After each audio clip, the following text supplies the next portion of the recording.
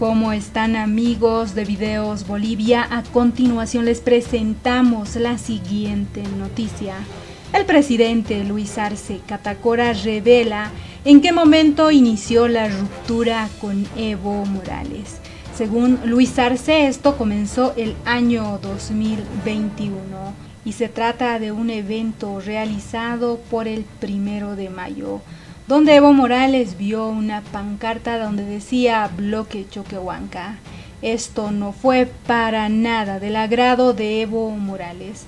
Y de esta forma Luis Arce Catacora termina revelando que Evo Morales nunca tolera ningún tipo de adversario.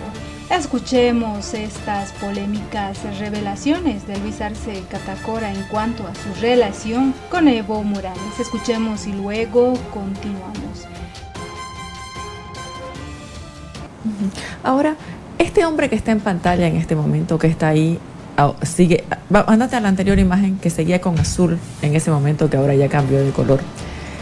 ¿Él quiso gobernar a través de usted, presidente, y por eso comenzó todo el problema? No. Permíteme que complemente esto, presidente. ¿Alguna vez él, como le representó, yo te puse de candidato, sea agradecido? ¿Alguna vez él le representó algo así o no? No, pero evidentemente, como dice Jimena, en varias oportunidades trató de poner algunas autoridades, inclusive del alto mando militar, que nosotros no le hicimos caso porque era gente que no correspondía en ese momento poner ese tipo de alto mando militar, ¿no? Y otros. Ustedes recordarán que también quería que saquemos a ministros. Él ya quería desde el trópico decirnos qué hacer, ¿no? Cuando nosotros teníamos toda la facultad, pues, de decidir con quién teníamos que trabajar. Entonces él sí quería gobernar a través de usted. Claro que sí. Nunca me lo dijo en el tono y en la claridad que lo plantea José, pero fue así. Y nosotros dijimos que no le hicimos caso en muchas cosas, desde que iniciamos la campaña en realidad. Cuando empezamos la campaña del 2020, él no quería que me junte con la Central Obrera Boliviana. ¿Por qué? Porque decía que eran traidores. No quería que me junte con el Pacto de Unidad. ¿Por qué? Porque eran traidores. No quería que me junte ni con los diputados ni senadores nuestros en ese momento. ¿Por qué? Porque él decía que eran traidores. ¿Con quién iba a hacer la campaña? Yo digo, fue la primera desobediencia, si ustedes quieren. Y yo empecé a hacer lo que teníamos que hacer. Empecé a cohesionar nuestra bancada en la Asamblea, a entablar conversaciones con el Pacto de Unidad, con la Central Obrera, para armar la campaña que ustedes ya conocían, lo que resultó el 2020. Entonces, no le hizo caso, empezó la desobediencia, como usted dice, y ahí empezó a ser su enemigo y él a bloquearle todo, presidente. No, hay que ser claros aquí. A ver, explíquenos. No, yo siempre he explicado en varias oportunidades a nuestra militancia dónde ocurre el problema. Y donde ocurre esto es básicamente cuando vemos nosotros aquí en un 1 de mayo, ¿no? El 1 de mayo del 2021, aquí en Santa Cruz, la Central Obrera Boliviana nos invita a ingresar en la marcha. Entramos y habían hecho una testera en la plaza principal, nos hemos situado ahí. Estábamos David, estaba el compañero Guarachi de la Central Obrera, pasa la Central Obrera, entra la Central Obrera departamental con nuestro ex compañero Flaco Borda, que era el dirigente, que falleció lamentablemente, con Evo Morales. Entran los dos, los invitamos a subir a la testera y todo comienza cuando Evo se desfigura, cuando entra una pancarta ahí. Y esa pancarta decía Bloque Choquehuanca, que eran unos jovenzuelos ahí. Yo le bromeaba al David en ese momento porque, claro, habéis tenido tu bloque aquí en Santa Cruz, le decimos, bromeando.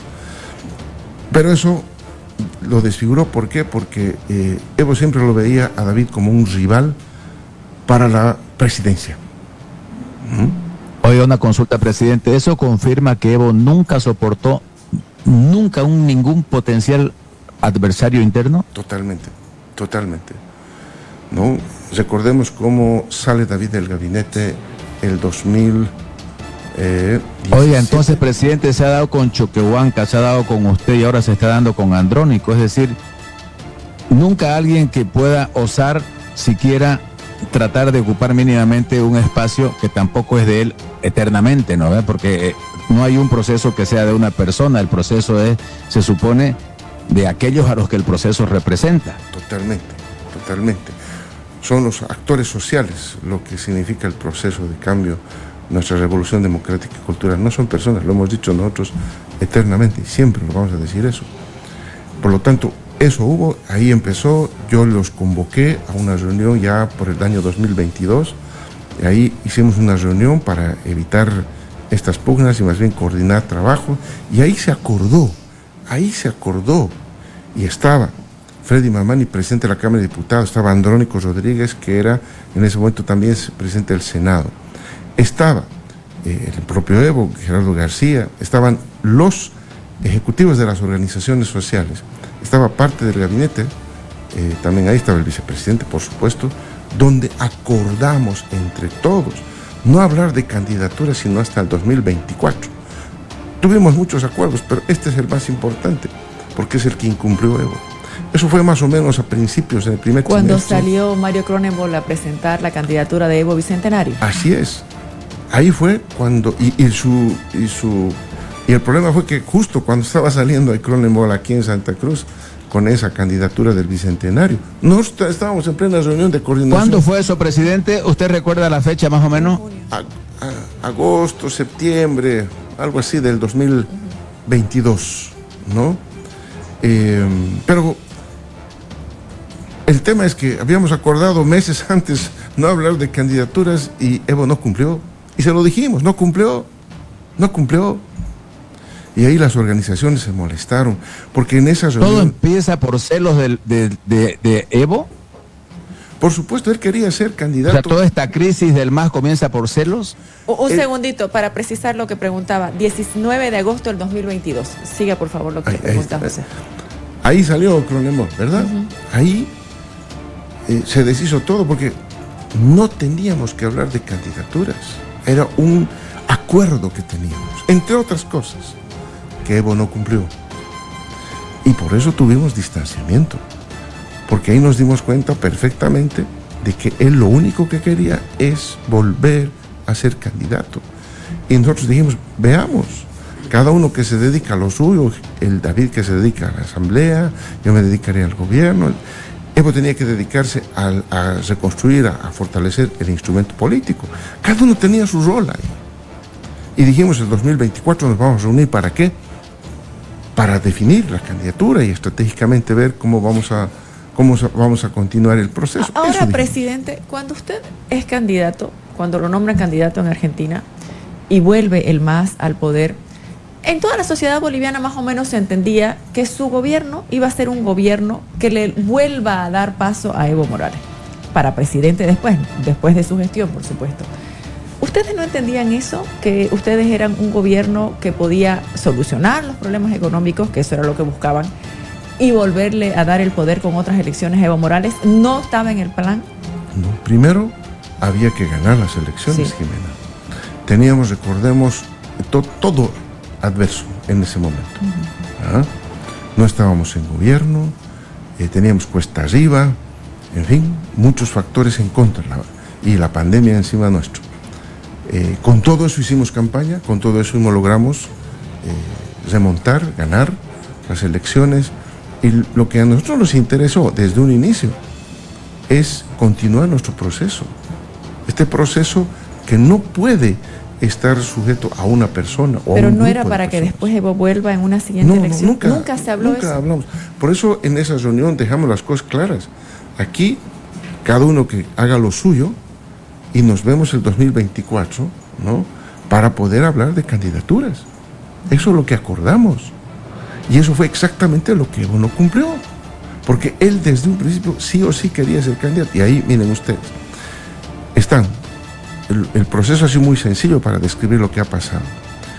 El 2021 nosotros empezamos con un crecimiento del 6,1% en la economía. El 2022 seguimos creciendo, estábamos bien económicamente, con 3,6% más o menos de crecimiento económico, estábamos bien. Y eso se reflejaba ¿dónde? En las encuestas. En las encuestas... Voy a mostrar una encuesta, me va a permitir. Voy a mostrar dos encuestas. voy a mostrar dos encuestas porque en la forma en que usted lo está explicando, conduce a un escenario que cuando uno reconstruye mirando para atrás es más fácil de entender. Esta es una encuesta de enero del 2023. O sea, usted ha contado que más o menos todo se pudre en agosto del 2022. Y hasta el enero del 2023, las encuestas de intención de voto decían que usted y Choquehuanca iban primero. Usted ahorita sería más o menos lo que en este momento en las encuestas es Samuel. Pegadito al segundo, pero usted primero. 21, Samuel y Vicente Collar segundo. Y estaban terceros Mesa y Gustavo Pedraza. Ahí yo recuerdo muy bien que con Jimena hicimos una reflexión cuando vimos que comenzaba todo a empezar a deteriorarse.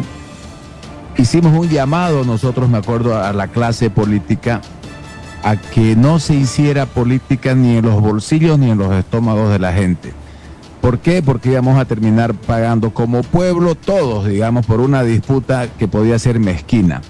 Te pasé otra encuesta, que yo creo que esa ha debido ser, porque sí sé que Evo Morales leía Poder y Placer. Hicimos segundas vueltas. ¿Qué pasaría en una segunda vuelta si se llegara entre Evo y Arce? Y Arce tenía 35, Evo tenía 14. Agrandar la parte de la derecha donde está por ciudad, y ahí tenía en Santa Cruz Arce 25, Evo 10, en La Paz Arce 47, Evo 15, en El Alto Arce 48, Evo 21, en Cochabamba Arce 31, Evo 15. No sé si usted coincide, presidente, todo esto termina de incendiar los demonios que tenía Evo adentro y dice, no, esto no puede ocurrir, esto no, y a ver qué hago, y métale, y a partir de ahí creo que no le soltaron más plata en la asamblea. Totalmente. Es muy fácil la lectura. Aquí estamos frente a una persona que por el capricho de ser candidato puso en riesgo no solamente al gobierno, que es un gobierno de izquierda, un gobierno de su propio partido político, un gobierno que representaba las mayorías nacionales, sino también puso en riesgo la economía de las y los bolivianos. Y yo se los dije también en varias oportunidades cuando yo entregaba obras, cuando les decía que a quienes hoy están siendo de verdugos del pueblo boliviano, no aprobando los créditos que no son para nosotros, sino para las obras que necesita el pueblo boliviano, para generar los dólares que se necesita para la importación de combustible. ¿Y los intereses de la oposición boliviana se alinearon a los de Evo y todos le asfixiaron? Totalmente. Evo fue el jefe de la oposición en la asamblea. Todo lo que decía el evismo en la asamblea era secundado por la gente de Comunidad Ciudadana y la gente de Creemos. O sea que Comunidad Ciudadana y Creemos le hacían caso a todo lo que así es. Pedía Evo. Se unían. Jimena, a ver, yo quiero discrepar con eso que ha dicho Jimena. Yo no creo que le hacían caso, presidente, coincidían sus intereses. Sí, por supuesto. Estoy haciendo una pregunta. Y hacían en línea todo lo que Evo decía y hacía ahí en la asamblea, desde bloquear los créditos, bloquear leyes, que hoy mismo estamos con ahora, problemas. Presidente, desde el punto de vista del interés conservador, funcionó perfectamente. Es decir, en este momento las posibilidades del proceso de cambio de continuar se han reducido. Pero desde el punto de vista de Evo, que representaba el proceso de cambio, no salió como se esperaba. Es decir, para la oposición salió como se esperaba. Vamos a ver si tenemos un buen escenario para sacarlo. Pero desde el punto de vista de Evo Morales y desde el punto de vista de usted, pucha, fue en contra de lo que querían. Totalmente. Él siempre decía a los compañeros ahí del Trópico, decía, me están diciendo que si le va mal la lucha, a mí me va a ir bien, dice. Ahí está, nos ha ido mal a todos. Y se lo dijimos y le hicimos saber en varias oportunidades que ese tema no iba a dar resultados de estrategia, pero ahí está.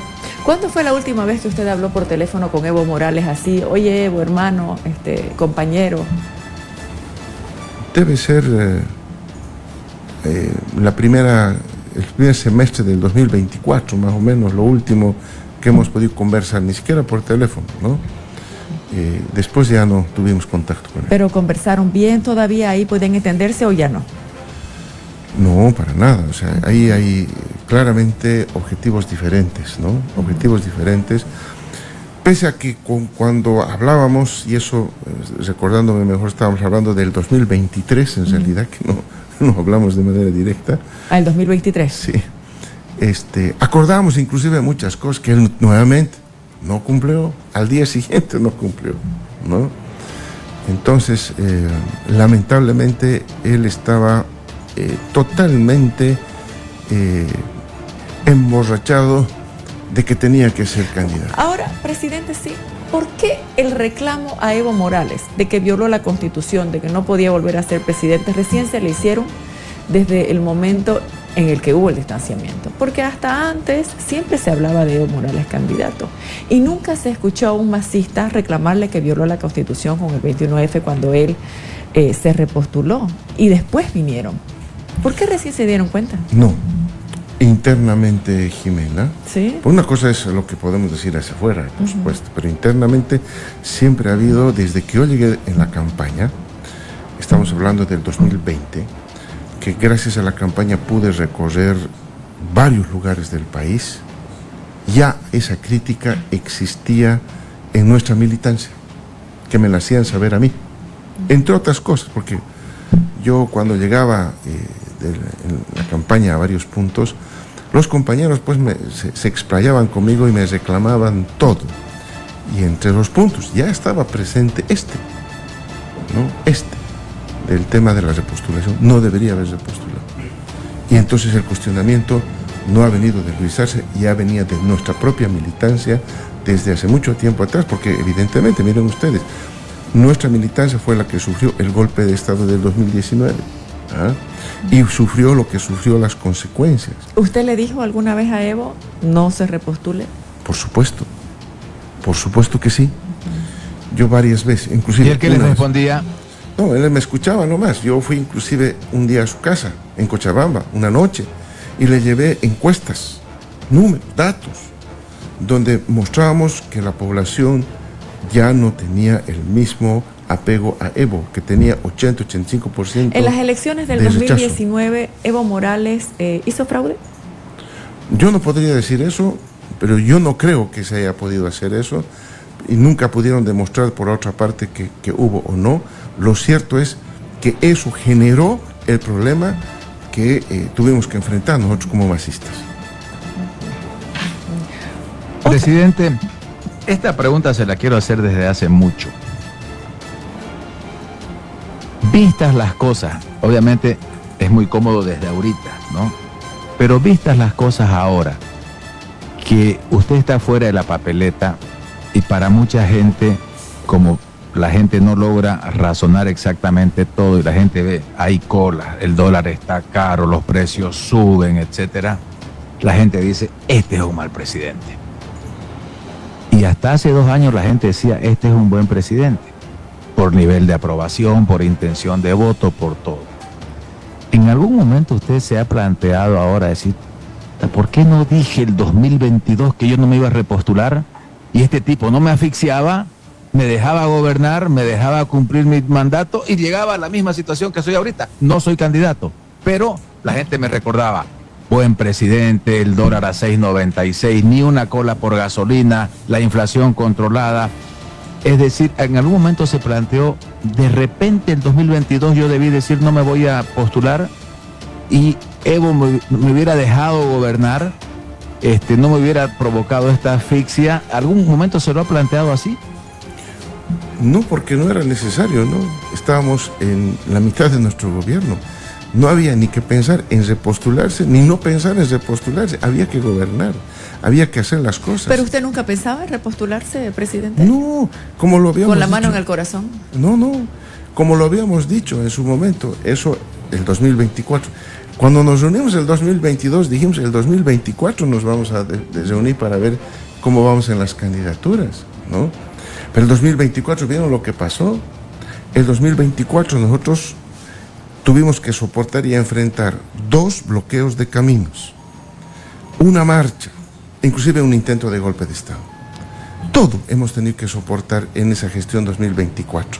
Encima, sequías, encima el problema económico que se veía venir, por supuesto, con todas las restricciones económicas que teníamos desde la Asamblea Legislativa, que está claro, hoy me están dando todos la razón, ¿no? Toda la oposición nos da la razón porque todos apuestan a que la solución al problema son créditos, ¿sí o no? Se los dije yo. ¿Qué sintió usted, presidente, cuando se reunieron y dijeron le vamos a aprobar los créditos?